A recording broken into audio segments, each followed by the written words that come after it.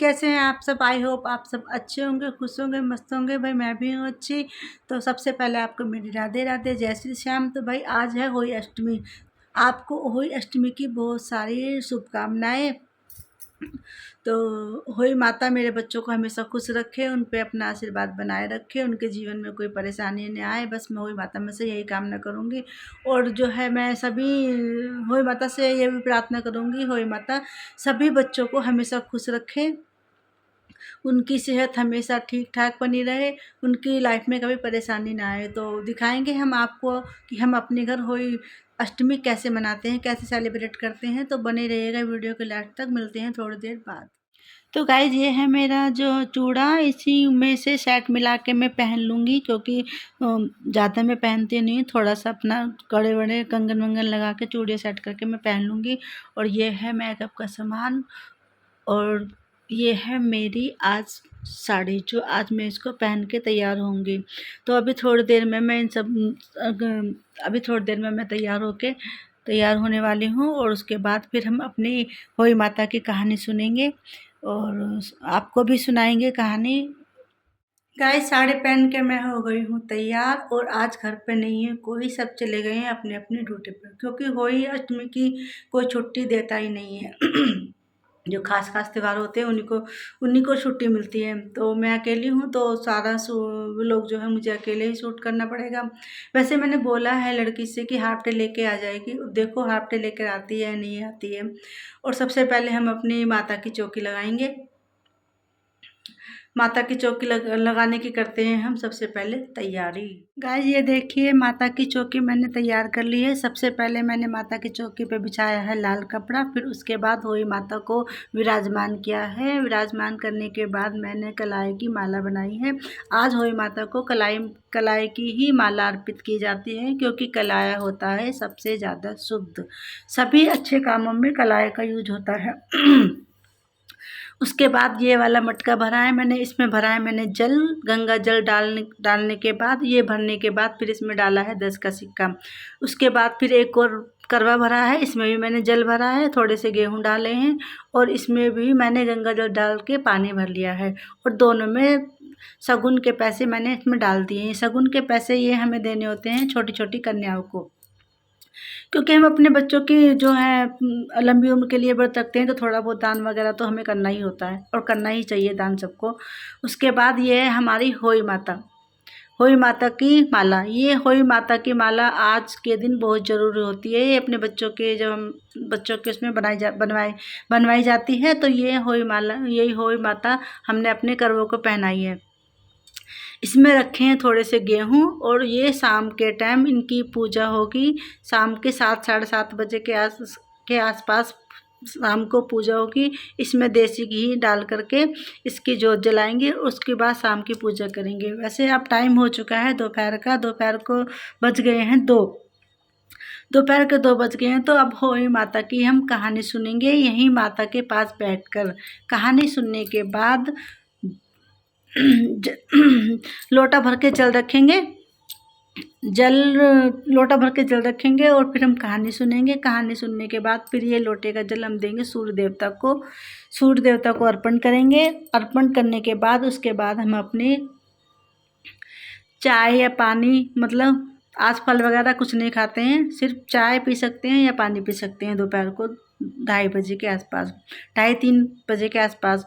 तो मैं कहानी सुनने के बाद पीऊँगी चाय या थोड़ा सा पानी। उसके बाद फिर हम तैयारी करेंगे शाम के खाने की। शाम के खाने में बनाएंगे आज हम पूड़ी और कचौड़ी और रायता।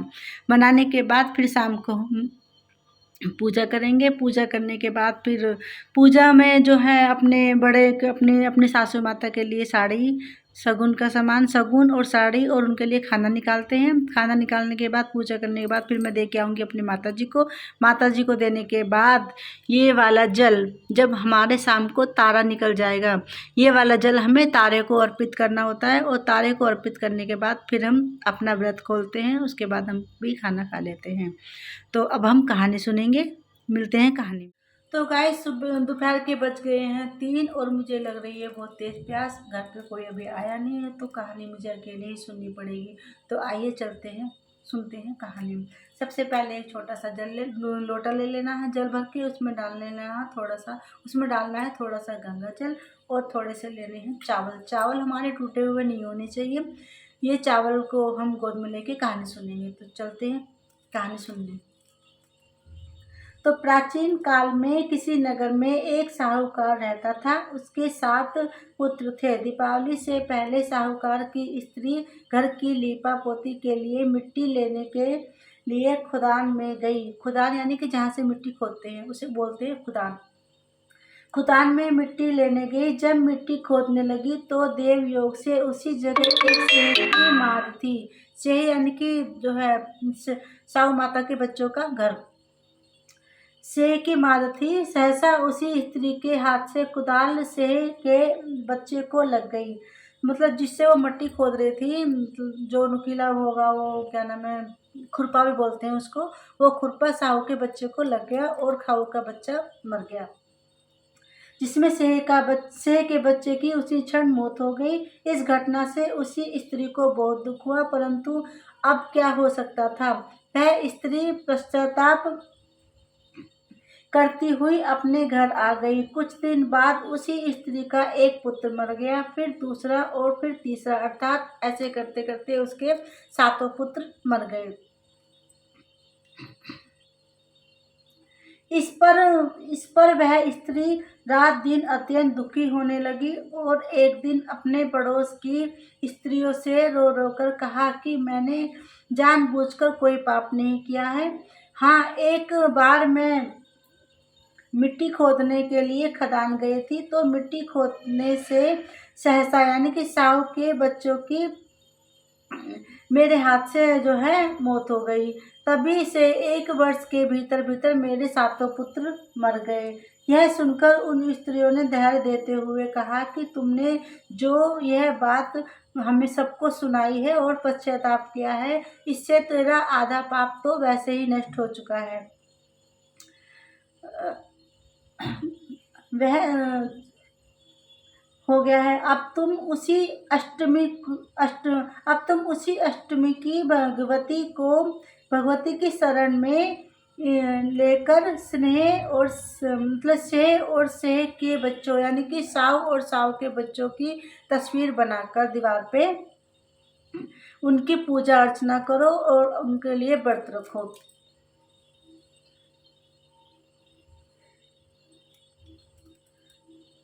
उनके लिए व्रत रखो और उनकी पूजा अर्चना करो और उनसे क्षमा मांगो। तो फिर उस स्त्री ने ऐसा ही किया। साहू और साहू के बच्चों की तस्वीर बनाकर दीवार पे उनकी पूजा की, उनका व्रत किया पूरी विधि विधान से। तो फिर ईश्वर की कृपा से तुम्हारा जो है सारा पाप नष्ट हो जाएगा और तुम्हारे बच्चे फिर से जीवित हो जाएंगे। तो उस स्त्री ने ठीक उसी प्रकार किया जिस तरह उन्होंने उन्हें बताया था। तो और फिर वो जो है पूजा अर्चना करने के बाद फिर उसके बच्चे पहले की तरह जीवित हो गए। तभी से यह त्यौहार मनाया जाता है। तो ईश्वर पूजा करने लगी। फिर वो ईश्वर की कृपा से उसका पुत्र 7 पुत्र उसके फिर वापसी मतलब जीवित हो गए और वह खुशी खुशी अपने घर परिवार में अपने बच्चों के साथ रहने लगी। इसी के साथ जो है हमारी कहानी समाप्त होती है। कोई माता सबके बच्चों को हमेशा खुश रखे, उन्हें सद्बुद्धि दे, उनके स्वास्थ्य को हमेशा ठीक रखे और साथ में अपने बच्चों के लिए भी मैं यही दुआ करूँगी कि मेरे बच्चे हमेशा खुश रहे, उनके जीवन में कोई परेशानी ना आए, उन्हें कोई कष्ट ना हो। इसी के साथ मैं अपनी कहानी समाप्त करती हूँ। और ये जो है जल ये सूर्य देवता को अर्पित करने के लिए अब मैं जाऊँगी। तो भाई अब हम सूर्य देवता को जल देंगे और उसके बाद हम थोड़ा सा अपना चाय पानी पिएंगे। पानी पीने के बाद फिर हम करेंगे शाम के खाने की तैयारी। गेट तो खुल रहा है। गाइस आज की पूजा तो हो गई है संपन्न और शाम का समय भी बहुत ज़्यादा हो गया है। तो पूजा मेरी ख़त्म हो चुकी है और मैं अब खाना और जो मैंने अपनी सासू माँ के लिए खाना और कपड़े निकाले हैं मैं जा रही हूँ उन्हें देने के लिए। थोड़ा सा टाइम लगेगा और मिलते हैं भी थोड़ी देर बाद।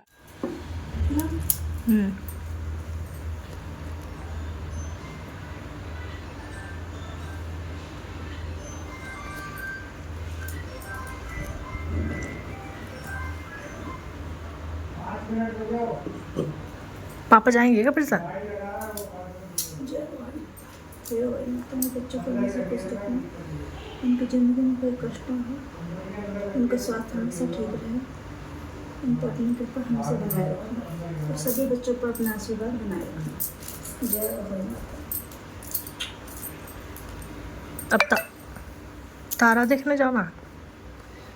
भाई होई माता की हो गई हमारी, हम होई माता की जो है पूजा करेंगे।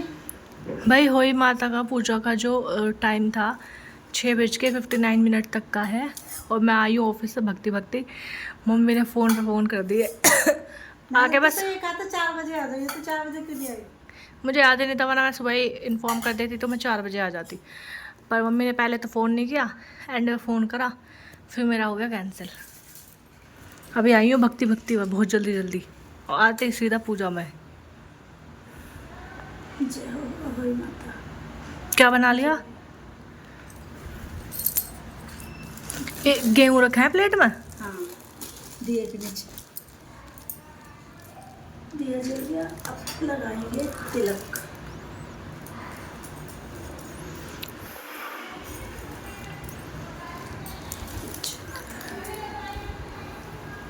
अभी तो है, मैंने कपड़े भी चेंज नहीं करे, आते ही बैठ गई बस।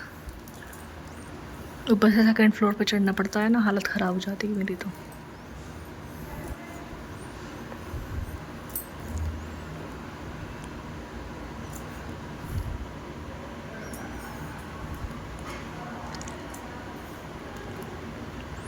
भूख लग रही है आपको? भूख तो ना लग रही।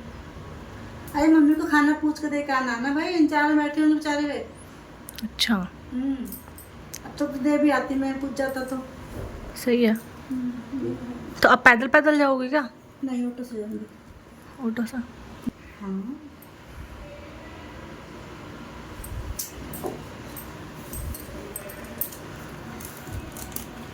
हमारी पूजा कंप्लीट, और ये खाना और ये कपड़े हम अपने दे के आएंगे सासू माँ को। मिलते हैं आपसे थोड़ी देर बाद।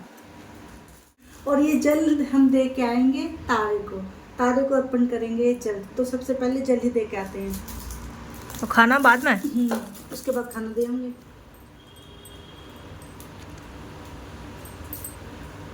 ये कब पहनना है? पहनेंगे सब। चलो, ये दिवाली का काम आएगा जल। हाँ, ये जो मटका भरा हुआ, छोटा कपड़ा भरा हुआ रखा है ना, ये 8 दिन तक रखा रहेगा। इसमें दीपावली के दीपक भिगोए जाएंगे। दीपक इसलिए भिगोए जाते हैं क्योंकि ज़्यादा तेल पी जाते हैं, और बिना भिगोए अगर हम जलाएंगे तो वो ज़्यादा तेल पी जाते हैं, इसलिए हम ये जल 8 दिन तक रखा रहेगा।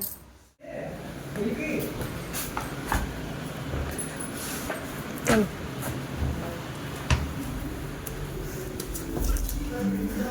अब चाय पियोगी पहले या खाना खाओगी डायरेक्ट? अरे पहले मम्मी को दे दूँगी, उसके बाद। अच्छा, तू चलेगी क्या? मैं क्या करूँगी जाकर?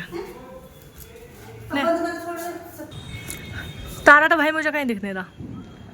फोटो देख रही हैं भाभी। भाभी के लिए स्पेशल निकला क्या आज? अरे निकलते रहे, चुपते रहे, ढूंढना पड़ेगा।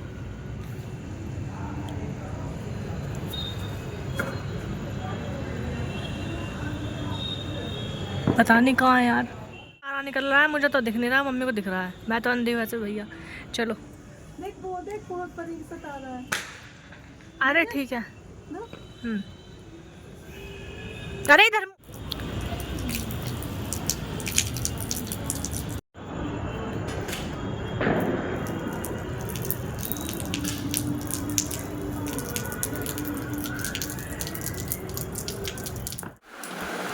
गाइज, सब बच्चे अपने ड्यूटी से घर वापस आ गए, और जब सब खाना खा रहे हैं, इसी के साथ हम किसी वक्त करते हैं। और ये तो ऐसा खा रही है जैसे सुबह सब मिला हो, जबकि सुबह भी खा के जावे, लंच भी लेके जावे बेचारी। सुबह से भूखने लगती है, और इसी के साथ हम लोग क्या करते हैं। तब तक के लिए राधे राधे, जय श्री कृष्ण।